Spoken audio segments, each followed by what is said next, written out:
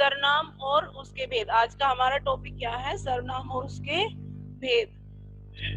सरनाम किसे कहते हैं? जो शब्द संज्ञा के स्थान पर प्रयोग में लाए जाते हैं उसे हम सरनाम कहते हैं। जैसे अभी स्वाति ने बताया था, जैसे मैं एक आपको उदाहरण देती हूँ, राम फल खाता है।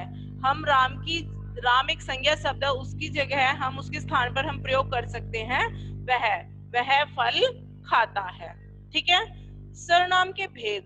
सरनाम के 6 भेद होते हैं। पुरुषवाचक सरनाम, निश्चयवाचक सरनाम, अनिश्चयवाचक सरनाम, प्रश्नवाचक सरनाम, निजवाचक सरनाम और संबंधवाचक सरनाम। फर्स्टली हम पढ़ेंगे पुरुषवाचक सरनाम। पुरुषवाचक सरनाम क्या होता है? जिन सरनाम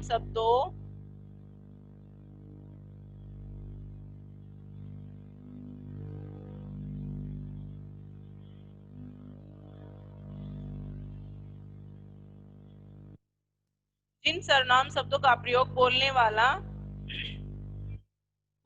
कौन? वक्ता, सुनने वाला श्रोता या किसी अन्य व्यक्ति के लिए किया जाता है उसे हम पुरुषवाचक सरनाम कहते हैं। जैसे मैं रोज सुबह जल्दी उठकर दौड़ लगाता हूँ। मैं यहाँ पर किसके लिए हो गया? वक्ता अपने लिए कह रहा है। ठीक है।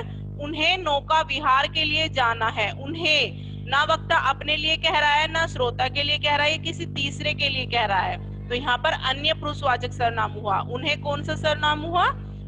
उन्हें यहाँ पर अन्य पुरुषवाचक सरनाम। ठीक है। पुरुषवाचक सरनाम के भी उपभेद होते हैं। एक होता है उत्तम पुरुष, दूसरा मध्यम पुरुष और तीसरा अन्य पुरुष। उत्तम पुरुष में वक्ता अपने लिए, खुद के लिए प्रयोग करता है, जैसे मैं, मुझे, मेरा, हम, हमारा, हमें। मध्यम पुरुष में जिन सरनाम शब्दों का प्रयोग श्रोता यानी सुनने वाले के लिए प्रयोग किया जाता है उसे हम मध्यम पुरुषवाचक सरनाम कहते हैं। जैसे तुम, तुम्हारा, तुम्हें, आप। ठीक है। अन्य पुरुषवाचक सरनाम। अन्य पुरुषवाचक सरनाम में क्या होता है? जिन सरनाम शब्दों का प्रयोग वक्ता और श्रोता के अतिरिक्त किसी अन्य व्यक्ति के लिए होता है उसे हम अन्य पुरुषवाचक सरनाम कहते हैं। जैसे वह, वे, उसने। ठीक है। ये अन्य में आते हैं। निश्चयवाचक सरनाम। जिन सरनाम शब्दों से किसी निश्चित व्यक्ति या वस्तु का पता चले उन्हें निश्चयवाचक सरनाम कहते हैं। जैसे मेज के ऊपर एक पुस्तक पड़ी है, वह मेरी पुस्तक है। वह यानी निश्चित कर दिया है कि वह मेरी ही पुस्तक है, तो वहां पर कौन सा सरनाम हुआ? निश्चयवाचक सरनाम। ठीक है।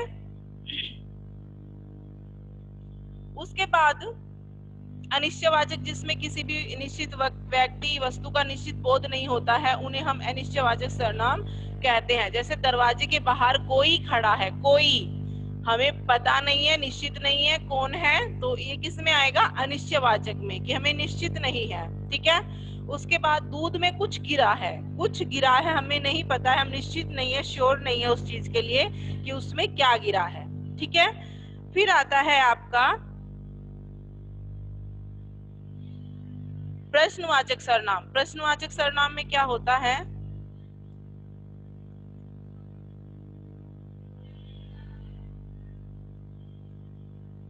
प्रश्नवाचक सरनाम में जिन सरनाम शब्दों का प्रयोग प्रश्न पूछने के लिए किया जाता है उन्हें प्रश्नवाचक सरनाम कहते हैं। जैसे किताब, यह किसकी किताब खो गई है? किसकी किताब खो गई है, प्रश्न किया जा रहा है यहाँ पर। इस प्रश्न का उत्तर कौन देगा?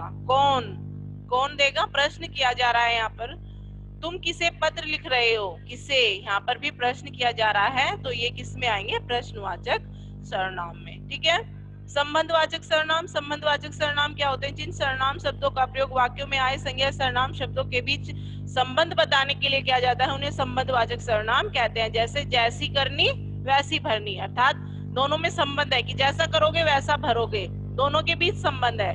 जिसकी लाठी उसकी भैंस, जिसकी लाठी उसकी भैंस, यहाँ भी दोनों में संबंध है। जो खाया वही पचाया। ठीक है। जो जीता वही सिकंदर। तो जो ये वाक्य दिया है इसमें इन दोनों में संबंध बताया गया है। ठीक है। तो यहाँ पर क्या हुआ? संबंधवाचक सरनाम। फिर आता है आपका निजवाचक। निजवाचक सरनाम क्या होता है? जिन सरनाम शब्दों का प्रयोग स्वयं अपने आप के लिए प्रयोग किया जाता है, आपके लिए किया जाता है, उन्हें निजवाचक। निज का अर्थ ही अपना होता है। निज का अर्थ क्या होता है? अपना। तो अपने लिए जो प्रयोग किया जाता है उन्हें निजवाचक सर्वनाम कहते हैं। जैसे मैंने अपना गृह कार्य अपने आप पूरा किया। जब भी अपने आप पर जोर दिया जाता है, किसी काम को करने के लिए अपने आप पर जोर दिया जाता है। जैसे मैंने यह कहानी खुद ही लिखी है, तो खुद यहाँ पर क्या हुआ, निजवाचक सर्वनाम। तुम ही यह काम स्वयं कर लो, स्वयं अपने आप कर लो, तो यहाँ पर भी खुद के लिए जोर दिया जा रहा है, काम के खुद करने के लिए जोर दिया जा रहा है, तो यहाँ पर कौन सा सर्वनाम हुआ, निजवाचक सर्वनाम। ठीक है।